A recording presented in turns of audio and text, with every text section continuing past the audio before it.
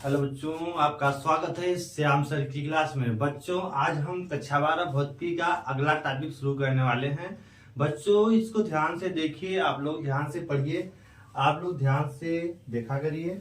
चलिए, आज का टॉपिक है हमारा वैद्युत। चैप्टर तो है वैद्युत आवेश तथा क्षेत्र। इसका अगला टॉपिक जो है कूलाम का नियम, जो कि इस चैप्टर का मोस्ट इंपॉर्टेंट टॉपिक है कूलाम का नियम। कूलाम का नियम शुरू करने से पहले थोड़ा सा हम आपको बताते हैं वैद्युत आवेश के मूल गुण का, जो आपका अंतिम वाला था आवेशों का क्वांटमीकरण, उसके बारे में थोड़े से चीज हम बता करके उसका थोड़ा फार्मूला बता करके एक उस पे न्यूमेरिकल देखते हैं। उसके बाद हम शुरू करते हैं कूलाम का नियम। चलिए, जैसा कि आपका है, जो आपका टॉपिक अभी था वैद्युत आवेश, आवेशों का क्वांटमीकरण टॉपिक आपका था, जो लास्ट था आवेशों का, आवेशों के क्वांटमीकरण, आवेशों का क्वांटमीकरण। आवेशों को क्वांटमीकरण में थोड़ा सा, जो आवेशों का क्वांटमीकरण वैद्युत आवेश का एक मूलभूत गुण था, जिसको हमने परिभाषा के रूप में बताया था कि किसी आवेश को पूर्ण गुणज के रूप में ही व्यक्त किया जा सकता है, और पूर्ण गुणज के रूप में व्यक्त करने को ही आवेशों का क्वांटमीकरण कहलाता है। अब इसमें थोड़ा सा फार्मूला इसका था, इसका देखिए, अगर किसी वस्तु में जो आवेश होता है, किसी वस्तु का जो आवेश है, तो वस्तु में जो आवेश है, किसी वस्तु का जो आवेश है, उसको अगर निकालना हो आपको, तो वस्तु का आवेश जो होता है, अगर Q है तो Q बराबर एक फार्मूला होता है N इंटू E। इस फार्मूले का यूज करके किसी वस्तु में उपस्थित आवेश को आप आसानी से ज्ञात कर सकते हैं। यहाँ पे जो आपका Q है, Q वो आवेश है, किसी वस्तु में जो आवेश है, और N है उस वस्तु में इलेक्ट्रॉनों की संख्या है, उस वस्तु में इलेक्ट्रॉनों की संख्या, और N हो गया नंबर्स ऑफ इलेक्ट्रॉन, इलेक्ट्रॉनों की संख्या, और E क्या है, यहाँ पे प्रकृति में पाया जाने वाला सबसे सूक्ष्मतम आवेश की मात्रा को E से व्यक्त किया जाता है। इसका मान E पर जो आवेश होता है 1.6 गुणे 10 घाते -19 कूलाम होता है। 1.6 इंटू 10⁻⁻19 कूलाम होता है ई पर आवेश। मतलब ई जो प्रकृति में पाया जाने वाला सबसे सूक्ष्मतम आवेश की मात्रा को ई से व्यक्त करते हैं। ई बराबर 1.6 गुणे 10 घाते -19 कूलाम होता है। और वैद्युत आवेश को क्यू से लिखते हैं, तो क्यू वैद्युत आवेश का प्रतीक है, एम है इलेक्ट्रॉनों की संख्या, ई है एक इलेक्ट्रॉन पर आवेश का मान है। और यहाँ क्यू बराबर यानी फार्मूला लगा करके आप चाहें तो किसी वस्तु में आवेश की मात्रा को आसानी से निकाल सकते हैं। अब इसके लिए ये फार्मूला, हम आवेशों का क्वांटमीकरण की परिभाषा लिखा दिए थे, उसका फार्मूला छूटा था, तो ये फार्मूला हो गया। और इन फार्मूले में आए हुए पदों को क्या कहते हैं, उसको यहाँ पे प्रतीकों के द्वारा व्यक्त किया गया है। अब हम लोग इस पे एक सवाल देखते हैं। देखिए, आवेशों के क्वांटमीकरण पे जो सवाल इस पर यूज फार्मूले में कैसे होता है, क्वेश्चन एक देख लेते हैं। जैसे कि यहाँ पे क्वेश्चन दिया है, क्वेश्चन दे दिया, अगर किसी वस्तु को, यदि किसी वस्तु को, किसी वस्तु को, किसी वस्तु को 4.8 इंटू 10⁻⁻19 कूलाम आवेश से आवेशित करने के लिए, कूलाम आवेश से, इतने कूलाम आवेश से आवेशित करने के लिए, कितने कूलाम आवेश से आवेशित करने के लिए किसी वस्तु को 4.8 में 10 घाते -19 कूलाम आवेश से आवेशित करने के लिए कितने इलेक्ट्रॉन निकाले जाए, लिए कितने इलेक्ट्रॉन इलेक्ट्रॉन निकाले जाएं, कितने इलेक्ट्रॉन निकाले जाएं, ये आपका क्वेश्चन है। कितने इलेक्ट्रॉन निकाले जाएं, क्या आप ऐसे कीजिए, निकाले जाएं।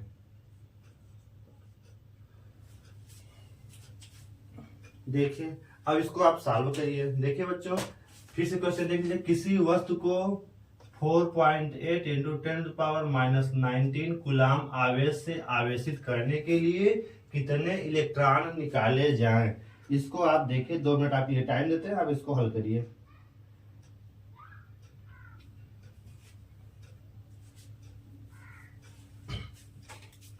इसमें बच्चों आपका फार्मूला कौन सा लगेगा, वही Q बराबर N इंटू ई जो आपको भी बताया गया।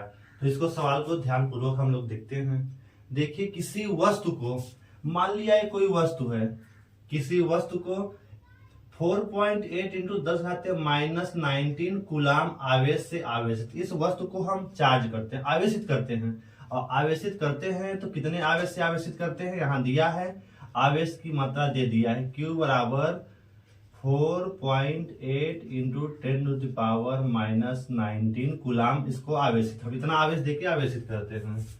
फिर तो इतना आवेशित करने के लिए हम आपको हमने बताया था, कोई चालक आवेशित कब होता है, तो आधान आवेशित कब होगा, जब इससे कुछ इलेक्ट्रॉन क्या हुए, बाहर निकाले जाए।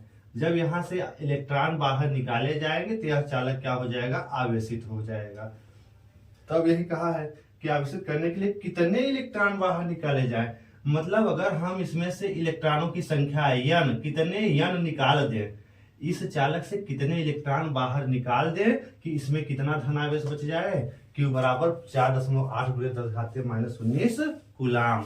और आपको पता है कि एक इलेक्ट्रॉन पर जो आवेश होता है, यहाँ आप देखते हैं इसका सोल्यूशन कैसे होगा। तो यहाँ दिया है कि आपको Q का मान कितना दे दिया है, कितना आवेशित करना है, 4.8 इंटू 10⁻⁻19 कूलाम। और एक इलेक्ट्रॉन पे जो भी आवेश हमने आपको बताया 1.6 × 10⁻⁻19 क्या होता है, कूलाम। बच्चों जब हम इलेक्ट्रॉन के लिए आवेश लेते हैं तो माइनस लगाते हैं, और प्रोटॉन के लिए लेते हैं तो प्लस लगाते हैं। लेकिन यहाँ पे हमें केवल उसकी मात्रा से मतलब है, वहां ऋण और धन से मतलब नहीं, क्योंकि यहाँ दे दिया गया इलेक्ट्रॉन निकाले जाते हैं। आगे नंबर्स ऑफ इलेक्ट्रॉन, n इलेक्ट्रॉनों की संख्या है, यही पूछा है। तो आपके पास फार्मूला है सिंपल सा, कौन सा फार्मूला है, Q बराबर n इंटू क्या होता है, E। तो आप अगर यहाँ से n निकालना चाहते हैं तो आप n बराबर फार्मूला लगा लेंगे, क्या हो जाएगा, Q/E।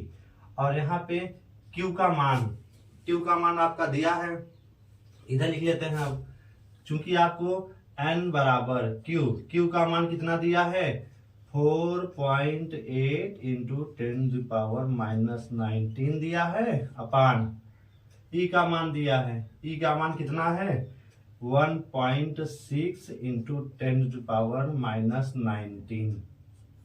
अब आप इसको ऊपर देखिए, 10⁻⁻19 से कट गया, और इसको काटेंगे तो आपका बचेगा 3 टाइम्स कटेगा। तो ये हो जाएगा, या तो ऐसे कर लीजिए, एक अंक दशमलव है तो हटा दीजिए, तो इसको काट दीजिए, कितने में कटेगा, 3 टाइम्स कटेगा। तो n का मान कितना आ गया, 3। अर्थात हम इस चालक से 3 इलेक्ट्रॉन, कितने इलेक्ट्रॉन निकाले, 3 अगर इलेक्ट्रॉन निकाल दें तो यह चालक क्या हो जाएगा, आपका इतने आवेश से आवेशित हो जाएगा। तो आपको कितने इलेक्ट्रॉन निकालने पड़ेंगे, 3 इलेक्ट्रॉन निकालने पड़ेंगे। अतः आपके सवाल का आंसर आ गया। तो इस तरह से आप सवालों को हल करेंगे।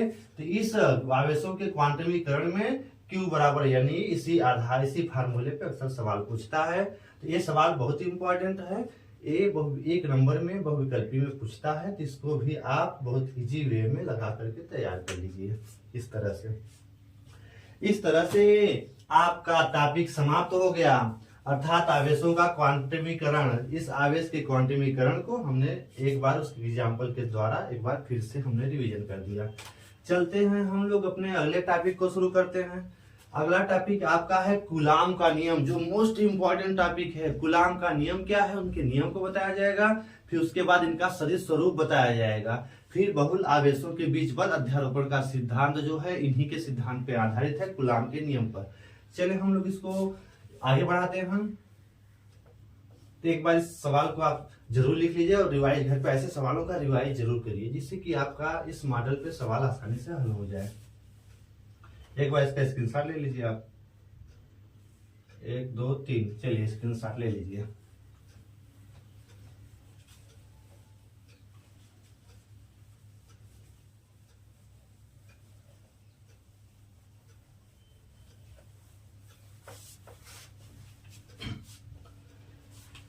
चलिए बच्चों, नई टॉपिक हम शुरू करते हैं। कूलाम का नियम बहुत इंपॉर्टेंट टॉपिक है। कूलाम का नियम,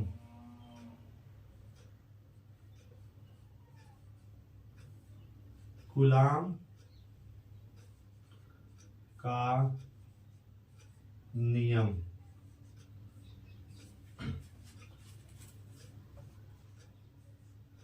कूलाम का नियम बच्चों, चलिए हम लोग नई टॉपिक के बारे में देखते हैं।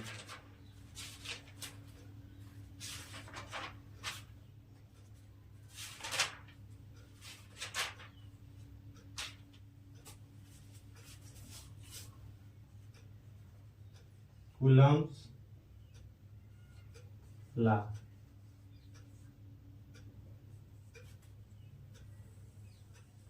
कूलाम का नियम।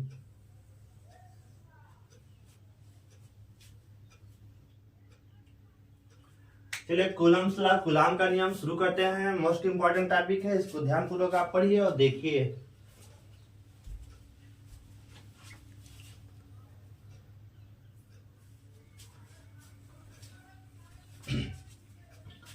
कूलाम का नियम, चलिए इसको ध्यान से देखिए। देखिए बच्चों, फ्रांसीसी वैज्ञानिक कूलाम ने सन 1785 ईस्वी में दो स्थिर बिंदु आवेशों के बीच लगने वाले वैद्युत बल अर्थात आकर्षण और प्रतिकर्षण के बल के बारे में एक नियम प्रस्तुत किया, जिसे कूलाम के नियम से जाना जाता है।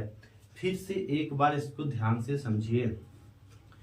देखिए, फ्रांसीसी वैज्ञानिक कूलाम ने सन 1785 ईस्वी में, फ्रांसीसी वैज्ञानिक कूलाम ने सन 1785 ईस्वी में दो स्थिर बिंदु आवेशों के बीच, दो स्थिर, एक या मान लिया यह स्थिर बिंदु आवेश है, एक दूसरा यहां पे है।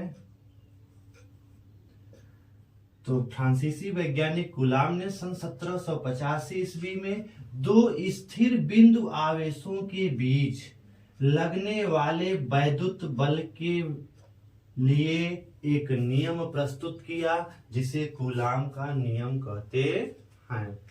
तो एक बार इसको अब इनका नियम है क्या उसको देखते हैं। तो कूलाम का नियम, कूलाम ने किसके बारे में नियम प्रस्तुत किया, सभी बच्चों को पता चल गया। फिर से समझिए, फ्रांसीसी वैज्ञानिक कूलाम ने सन 1785 ईस्वी में दो स्थिर बिंदु आवेशों के बीच लगने वाले वैद्युत बल के लिए एक नियम प्रस्तुत किया, एक नियम प्रतिपादित किया, जिसे कूलाम का नियम कहते हैं। इस नियम के अनुसार इनका नियम क्या था, इनका नियम था किन्हीं दो स्थिर बिंदु आवेशों के बीच लगने वाला वैद्युत बल, वैद्युत बल मतलब आकर्षण या प्रतिकर्षण बल, तो किन्हीं दो स्थिर बिंदु आवेशों के बीच लगने वाला वैद्युत बल उन आवेशों की मात्राओं के गुणनफल के अनुक्रमानुपाती तथा उनके बीच की दूरी के वर्ग के व्युत्क्रमानुपाती होता है। इसे कूलाम का नियम कहते हैं। इसको ध्यान से देखिए, समझ लीजिए। मान लिया एक स्थिर बिंदु आवेश आपका है Q1, दूसरा स्थिर बिंदु आवेश है Q2, दोनों परस्पर r दूरी पर रखे हैं। मान लिया दोनों कितनी दूरी पर रखे हैं, r दूरी पर रखे हैं। तब कूलाम के नियमानुसार इन दोनों आवेशों के बीच एक वैद्युत बल F लगेगा। उसी F का मान किस किस पर निर्भर करेगा, कूलाम ने इसी के बारे में अपने नियम को प्रस्तुत किया। तो चले हम लोग देख लेते हैं, उसको नोट करते हैं कूलाम का नियम। तो कूलाम ने किसके लिए नियम दिया था, आप उसको लिख लेंगे। नियम कहते हैं। तो कूलाम का नियम क्या है, किन्हीं दो स्थिर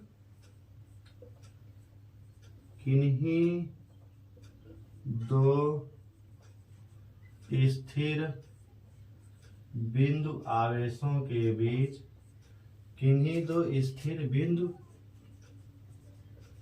आवेशों के बीच, किन्हीं दो स्थिर बिंदु आवेशों के बीच, इसको इरेज कर देते हैं, फिर आगे हम लिखते हैं। पहले इसको लिख देते हैं। किन्हीं दो स्थिर बिंदु आवेशों के बीच लगने वाला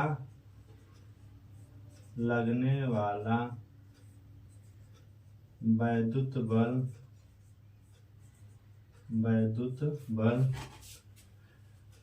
कोष्ठक में आकर्षण या प्रतिकर्षण, आकर्षण या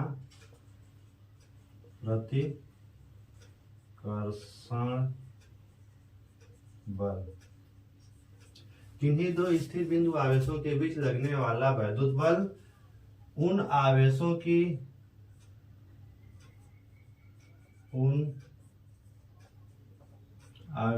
की मात्राओं के गुणनफल के, उन आवेशों की मात्राओं के गुणनफल के अनुक्रमानुपाती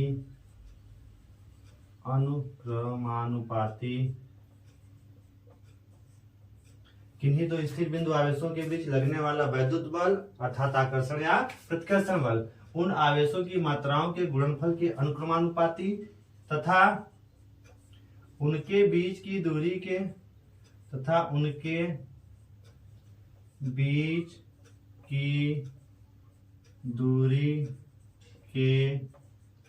वर्ग के व्युत्क्रमानुपाती होता है। व्युत्क्रमानुपाती होता है। इसे कूलाम का नियम कहते हैं। वर्ग के व्युत्क्रमानुपाती होता है, इसे कूलाम का नियम कहते हैं। इसे कूलाम का नियम कहते हैं।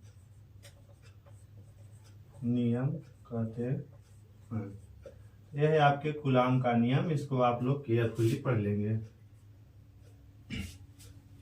किन्हीं दो स्थिर बिंदु आवेशों के बीच लगने वाला वैद्युत बल अर्थात आकर्षण या प्रतिकर्षण बल उन आवेशों की मात्राओं के गुणनफल के अनुक्रमानुपाती तथा उनके बीच की दूरी के वर्ग के व्युत्क्रमानुपाती होता है। इसे कूलाम का नियम कहते हैं। तो देखिए बच्चों, इसको ध्यानपूर्वक समझ लीजिए। इन्होंने कहा कि यदि दो आवेश हैं, एक आवेश Q1 है, दूसरा आवेश मान लिया क्या है, Q2 है, वो मान लिया P बिंदु पर स्थित है।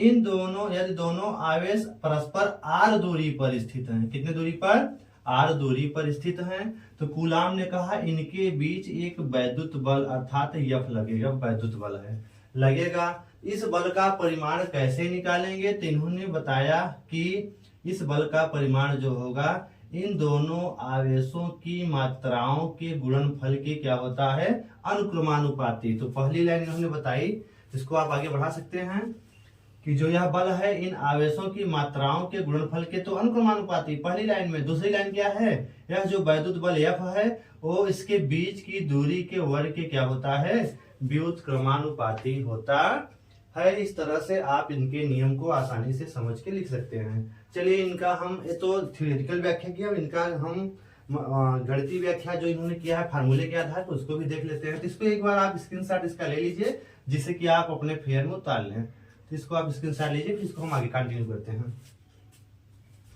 चलिए, 1 2 और 3 आपने अब ले लिया होगा इसका स्क्रीनशॉट।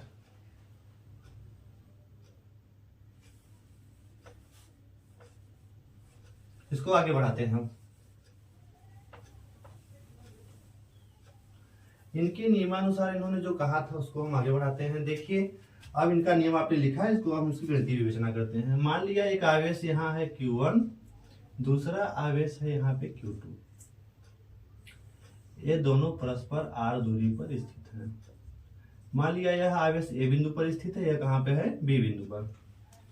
अब इनके बीच लगने वाला जो वैद्युत बल F है, तो यहाँ पे आप लिखेंगे इसको,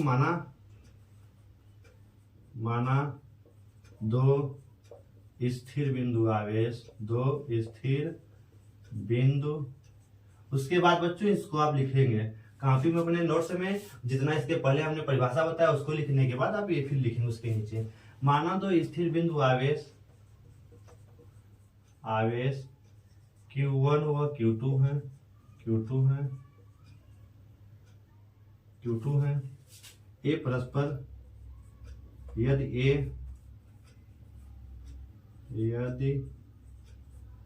ए परस्पर r दूरी पर स्थित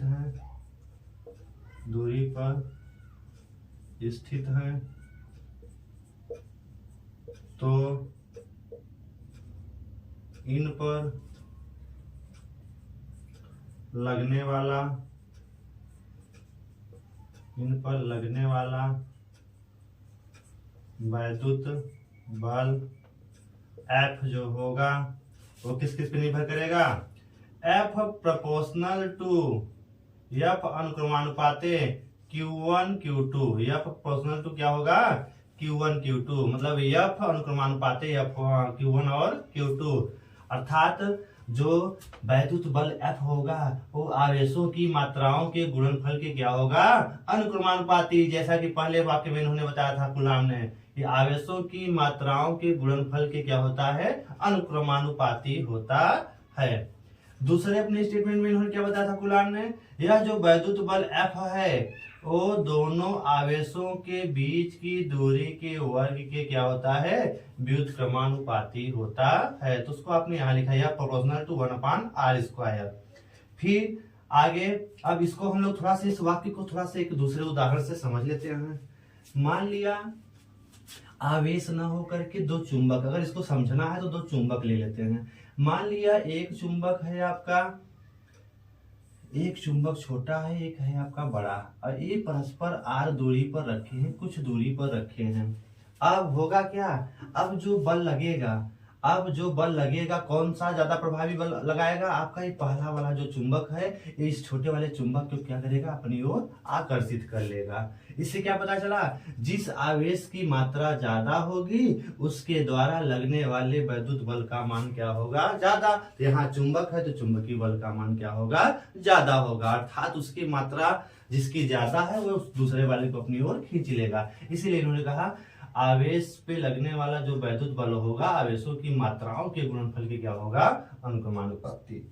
अब दूसरी बात, अगर हम इसी चुंबक को थोड़े से पास में रखे हैं तो लगने वाला जो बल है थोड़ा सा ज्यादा है, लेकिन अगर इन्हीं चुंबकों को हम थोड़ा सा दूर कर दें, दूरी बढ़ा दें, इनके बीच की दूरी जो है r हम क्या करें, परिवर्तित कर दें। अगर इन्हीं चुंबकों के बीच की दूरी हम क्या करें, परिवर्तित करते हैं। अब इसको हम यहाँ थोड़ा सा देख लेते हैं। यदि हम दो चुंबकों के बीच की दूरी थोड़ी सी क्या कर दें, परिवर्तित कर दें। अब जब दूरी बढ़ जाएगी तब इनके बीच जो आकर्षण है, चुंबक है, एक चुंबक आपका मान लो किसी भी है, ये चुंबक है, दूसरा चुंबक है, दोनों चुंबकों के बीच की दूरी अगर हम बढ़ा दें, अब ये चुंबक इसको क्या करेगा, आकर्षित तो करेगा, लेकिन अब इसकी तुलना में यहाँ पे आकर्षण बल क्या होगा, कम लगेगा। तो इससे क्या पता चला, अगर बीच की दूरी बढ़ा दो तो बल का मान क्या होगा, घटेगा। तो विलोमानुपाती का मतलब होता है अगर दूरी बढ़ेगी तो बल घटेगा, दूरी घटेगी तो बल बढ़ेगा, जो कि यहाँ एक चुंबक से समझिए। अगर इस चुंबकों के बीच की दूरी कम थी तो ये बल ज्यादा लग रहा था, अगर जैसे ही दूरी बढ़ा देंगे बल का मान क्या होगा, पहले से अब कम लगेगा। अतः दूरी बढ़ने पर बल घट रहा है और दूरी घटने पर बल क्या हो रहा है, बढ़ रहा है। यही है विलोमानुपाती, अर्थात दूरी बढ़ेगी बल घटेगा, दूरी घटेगी तो बल बढ़ेगा। तो इसके आधार पे अब आप इस नियम को आगे बढ़ा सकते हैं। देखिए तो आवेशों पे लगने वाला वैद्युत बल आवेशों की मात्राओं के गुणनफल के अनुक्रमानुपाती, और आवेशों पे लगने वाला वैद्युत बल उनके बीच की दूरी के वर्ग के क्या होता है, व्युत्क्रमानुपाती। एफ दोनों तरफ कॉमन है जिसको एक साथ लिख सकते हैं। F proportional to Q1 Q2 अपान क्या हो जाएगा, R स्क्वायर हो जाएगा। तो इसको आप इस तरह से लिख सकते हैं। अब इसको और आगे बढ़ा सकते हैं हम। जैसे ही आप अनुक्रमानुपाती का चिन्ह हटाते हैं, एक यहाँ पे नियतांक बढ़ जाता है के Q1 Q2 अपान क्या हो जाएगा, R स्क्वायर। के एक नियतांक है, तो ये है आपके कूलाम का नियम। यह बराबर के Q1 Q2 अपान R स्क्वायर, जहां पे के क्या है, एक नियतांक है। तो आप सब बातें यहाँ पे नोट कर लीजिए। जहां कौन क्या है इसको भी नोट करिए। जहां F क्या है, वैद्युत बल का प्रतीक है। किसका प्रतीक है, वैद्युत बल। Q1 और Q2 क्या हैं, ये दोनों आवेश हैं, दोनों आवेश हैं। ये हैं दोनों आवेश, ये हैं दोनों आवेश। फिर R क्या है, R है दोनों आवेशों के बीच की दूरी है। दोनों आवेशों के बीच की दूरी है। इस तरह से आप कूलाम का नियम F बराबर के Q1 Q2 अपान R स्क्वायर आसानी से लिख सकते हैं। ठीक है, आप इसको कंटिन्यू करके लिखते रहिए। के क्या है, के है एक नियतांक, के एक नियतांक है। के क्या है, दोनों आवेशों का एक नियतांक है। के एक नियतांक है, कि क्या है, एक नियतांक है जो समानुपाती, के को समानुपाती नियतांक, के एक समानुपाती नियतांक है। तो इसको आप नोट कर लेंगे। तो इस तरह से बच्चों इतना आप नोट करिए, यह है कूलाम का नियम।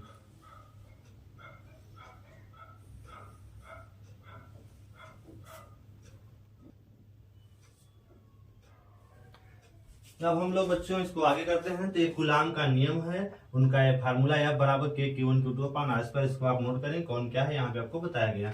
अब इसको थोड़ा सा आगे बढ़ाते हैं। यदि दोनों आवेश निर्वात में रखे हों, तो निर्वात के लिए कूलाम का नियम क्या होगा, यहाँ एक पॉइंट आप दे दीजिए। यदि दोनों आवेश,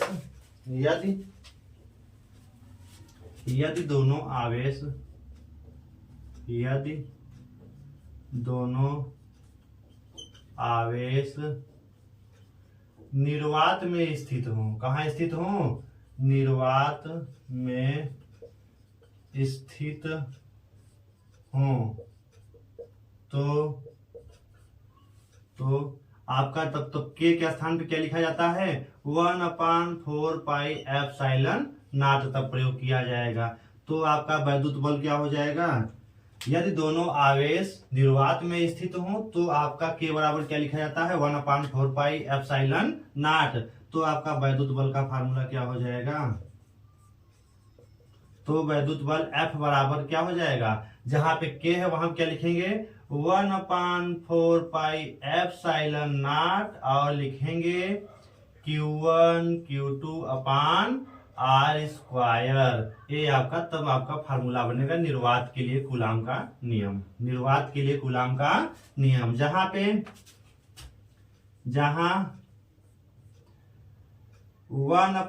जहां के बराबर क्या है, 1/4 पाई एप्सिलॉन नॉट एक नियतांक है जिसका मान 9.0 इंटू 10⁹ मात्रक हो जाएगा न्यूटन मीटर स्क्वायर प्रति कूलाम स्क्वायर। इसका मात्रक हो जाएगा।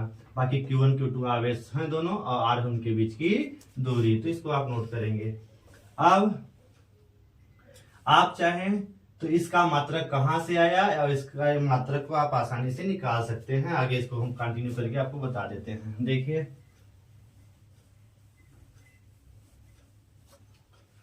आप चाहें तो यहाँ के का मात्रक भी निकाल सकते हैं। के का मात्रक, तो इस के का मात्रक कैसे निकलेगा, के का मात्रक कैसे निकलेगा, तो यहां से अगर हम के बराबर निकालना चाहें इस फार्मूले से, या फिर 1/4 पाई एप्सिलॉन अर्थात के का जो मात्रक है, आप चाहे तो ये पूरा क्या है, के को व्यक्त करता है। ये पूरा किसको व्यक्त करता है, के को। आप चाहो तो निकाल लो। तो अगर इसको के लिखेंगे तो यह फार्मूला लगा दो, यह बराबर के Q1 Q2 अपान क्या हो जाएगा, R स्क्वायर। के का अगर मान लेना है तो ये आर स्क्वायर कहाँ जाएगा, ऊपर जाएगा, तो F R square upon Q1 और Q2। तो एफ है बल, तो के का अगर मात्रक लेना हो, के का मात्रक अगर आपको निकालना हो तो एफ का मात्रक क्या है, बल, बल का मात्रक न्यूटन, और आर है दूरी, दूरी का मात्रक क्या हो जाएगा, मीटर स्क्वायर, बटे क्या हो जाएगा, आवेश और आवेश, तो कूलाम स्क्वायर। तो न्यूटन मीटर स्क्वायर प्रति कूलाम स्क्वायर इसका मात्रक हो जाएगा, न्यूटन मीटर स्क्वायर प्रति कूलाम स्क्वायर। और इसकी बीमा भी आप चाहे तो आसानी से निकाल सकते हैं। इस तरह से कूलाम का नियम आपका इतना हो गया, इसको भी आप नोट करिए। और यहाँ पे जो आपका एप्सिलॉन नॉट है, इसको आगे फिर लेते हैं, बढ़ाते हैं। एप्सिलॉन जो नॉट है ये क्या है, निर्वात की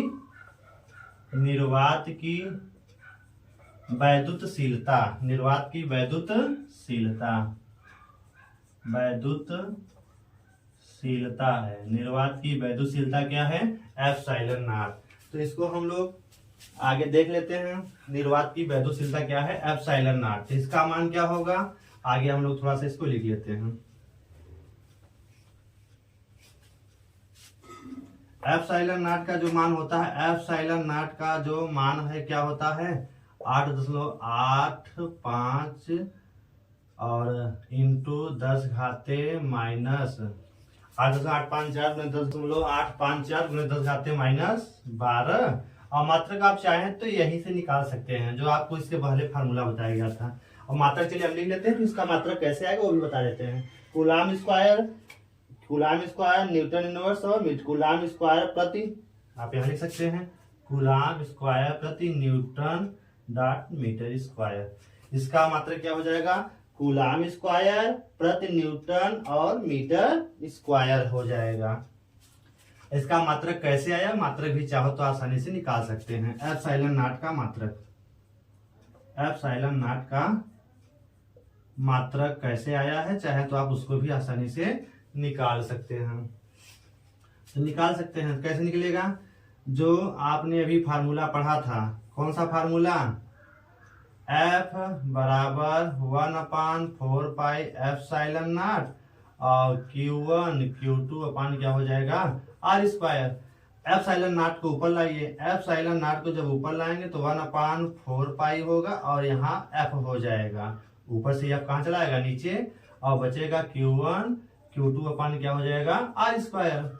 अब यहाँ मात्रक लिख लीजिए, अगर आपको एप्सिलॉन नॉट का मात्रक चाहिए, एप्सिलॉन नॉट का क्या चाहिए, मात्रक चाहिए, तो मात्रक आसानी से निकाल सकते हैं। अब इसको आगे बढ़ाते हैं। एप्सिलॉन नॉट का जो मात्रक होगा बराबर कैसे करेंगे, 1/4 पाई, 4 पाई तो कांस्टेंट है एफ, तो ऊपर क्या है, Q1 Q2 है, Q1 Q2 का मतलब आवेश का स्क्वायर, Q1 आवेश है, आवेश का स्क्वायर, बटे F क्या है, बल, बल का मतलब क्या हो जाएगा, न्यूटन, और ये आपका दूरी, दूरी का मतलब क्या हो जाएगा, यहाँ पे मीटर और स्क्वायर है तो इसका स्क्वायर, तो कूलाम स्क्वायर प्रति न्यूटन मीटर स्क्वायर ये एप्सिलॉन का मात्रक हो जाएगा। तो C स्क्वायर प्रति न्यूटन डॉट मीटर स्क्वायर इसका मात्रक हो जाएगा। चलिए हम लोग इसको थोड़ा सा और आगे बढ़ाते हैं। अभी ये है दोनों आवेश यदि निर्वात में स्थित हो तब कूलाम के नियम का फार्मूला, उसमें आपके नियतांक है, नियतांकों के मान और उनके मात्रक कैसे निकालेंगे, ये सभी चीजें बताई गई। आप इसको एक बार अपने नोट्स में जरूर लिखेंगे, इंपॉर्टेंट टॉपिक है। इसको थोड़ा सा आगे बढ़ाते हैं।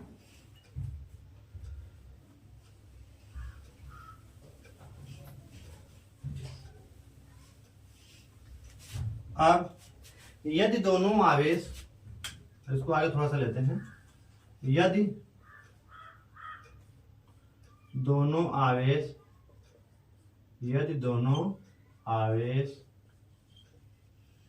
किसी कुचालक पदार्थ में रखे हों, यदि दोनों आवेश किसी कुचालक पदार्थ में रखे हों,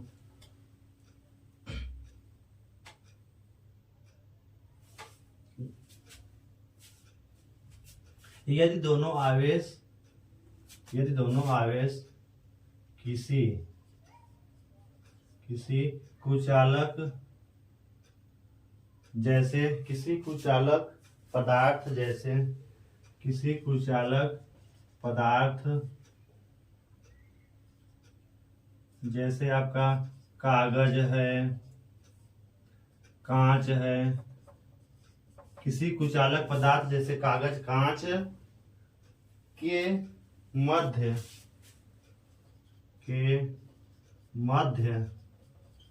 रखे हों तो आवेशों पर लगने वाला वैद्युत बल, तो लगने वाला जो वैद्युत बल होगा, तो लगने वाला जो वैद्युत बल होगा उसका तब फार्मूला क्या हो जाएगा, तब उसके अब उसके लिए हम क्या करेंगे, तो उसका फार्मूला जो बनेगा F बराबर, तो उसका फार्मूला F बराबर बन जाएगा 1/4 पाई एप्सिलॉन नॉट। तब हम बस एक काम करेंगे कि अब जो परावैद्युत जो आपका कुचालक पदार्थ को भी परावैद्युत पदार्थ कहते हैं, तो उसका हम परावैद्युतांक K लिख देंगे 1/4 पाई एप्सिलॉन नॉट K, और यहाँ हो जाएगा Q1 Q2 अपन क्या हो जाएगा R स्क्वायर। तो यह बराबर 1/4 pi epsilon not K Q1 Q2 upon R square, जहां पे K क्या है, कुचालक पदार्थ का परावैद्युतांक है, कुचालक पदार्थ का परावैद्युतांक कहलाता है। और कुचालक पदार्थ को परावैद्युत पदार्थ भी कहते हैं। कुचालक पदार्थ को किस नाम से जानते हैं, परावैद्युत पदार्थ के नाम से जानते हैं। तो परावैद्युत पदार्थ का परावैद्युतांक भी आप कह सकते हैं K को। ठीक है, तो इसको आप लोग नोट कर लेंगे।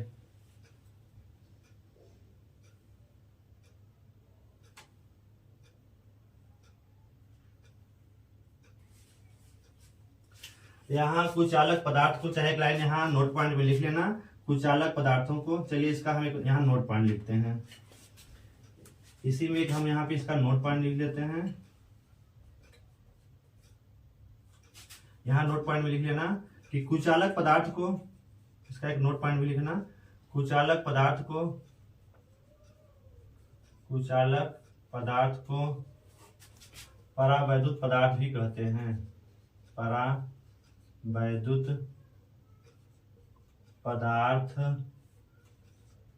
भी कहते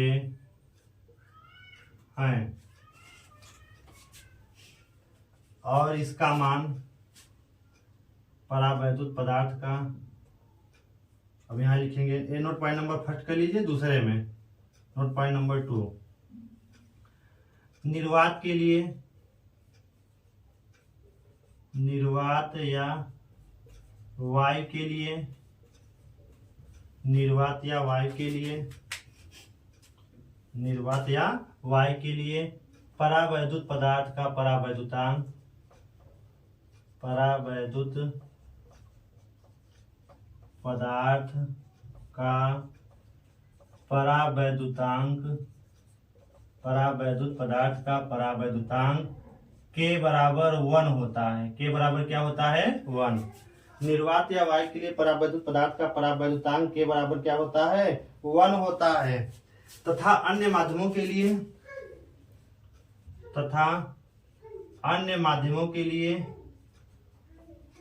अन्य माध्यमों के लिए इसका मान 1 से अधिक होता है, तथा अन्य माध्यमों के लिए इसका मान 1 से अधिक होता है। अन्य माध्यमों के लिए इसका मान 1 से अधिक होता है। इस K का मान निर्वात या वायु के लिए 1 होता है, तथा अन्य माध्यमों के लिए इसका मान 1 से अधिक होता है।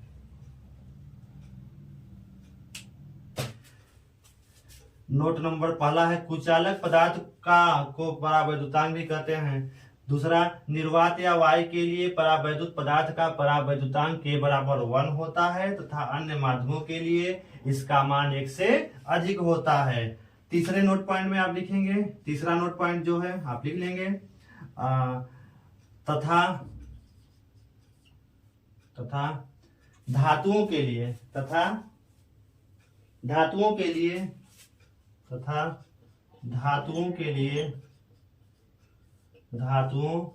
लिए ये नोट पॉइंट नंबर 3 है, तीसरा है बच्चों। पहला ये हो गया, दूसरा तीसरा। तथा धातुओं के लिए इसका मान किसका, परावैद्युतांक का मान। धातुओं के लिए परावैद्युत पदार्थ के परावैद्युतांक का मान लिख लीजिए। धातुओं के लिए परावैद्युत पदार्थ के परावैद्युतांक का मान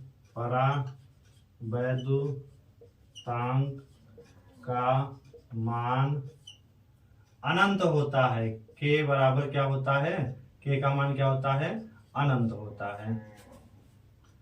तथा धातुओं के लिए परावैद्युत पदार्थ के परावैद्युतांक का मान के बराबर अनंत होता है। परावैद्युतांक के बराबर क्या होता है, अनंत होता है। इस तरह, चलो बच्चों, इस तरह से आप इसका भी देखो, ये नोट पॉइंट मोस्ट इंपॉर्टेंट है। इसको भी आप आसानी से स्क्रीनशॉट लेकर के पहला, दूसरा और तीसरे नोट पॉइंट को लिख लेंगे। लिख करके इस कूलाम का नियम जाके अब आपका पूरा होगा। इस तरह से पूरा कूलाम का नियम विस्तृत रूप से आपको बताया गया। इसको आप पढ़िए और अपने टॉपिक को अच्छे से कवर करिए। अगर कोई आपको दिक्कत है तो आप कमेंट में जरूर बताइए। और अगर आप इस वीडियो को देख रहे हैं तो वीडियो अगर अच्छा लगा है तो अगर अच्छा लगे तो आप लाइक करें, सब्सक्राइब करें और शेयर जरूर करें। अगर आप नए हैं चैनल पर तो सब्सक्राइब जरूर करें। और इसको आप नोट्स में अपने लिख करके अपने टॉपिक को अच्छे से कवर करें। अगर कोई आपको इसमें दिक्कतें हैं तो आप कमेंट में लिखिए और हम उसका सलूशन जरूर करेंगे। और इस नियम पे हम लोग आगे कुछ क्या करते हैं, न्यूमेरिकल्स भी जरूर देखेंगे। तो आप इसका स्क्रीनशॉट लेकर के जरूर लिखिए।